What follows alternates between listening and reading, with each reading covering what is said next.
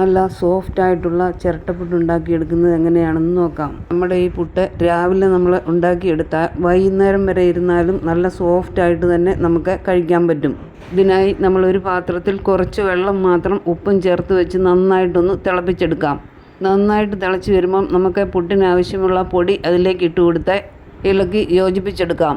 ഒരു തവിയുടെ പിടി വെച്ച് നമുക്ക് നന്നായിട്ട് ഇതൊന്ന് കുഴച്ചെടുക്കാം.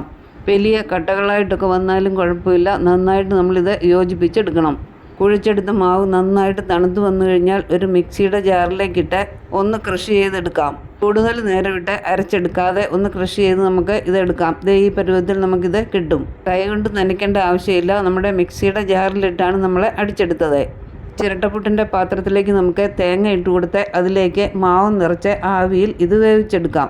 പെട്ടെന്ന് തന്നെ നമുക്ക് ഈ മാവ് തയ്യാറാക്കി എടുക്കാം. നമ്മുടെ കൈ കൊണ്ട് നനച്ച് കുറേ സമയങ്ങൾ എടുക്കേണ്ട ആവശ്യമില്ല. വെള്ളം തിളയ്ക്കുക, അതിനകത്തോട്ട് ഇട്ട് കുഴയ്ക്കുക, മിക്സിയുടെ ജാറിലിട്ട് അടിച്ചെടുക്കുക. കൈ കൊണ്ട് തൊടേണ്ട ആവശ്യമേ വരുന്നില്ല.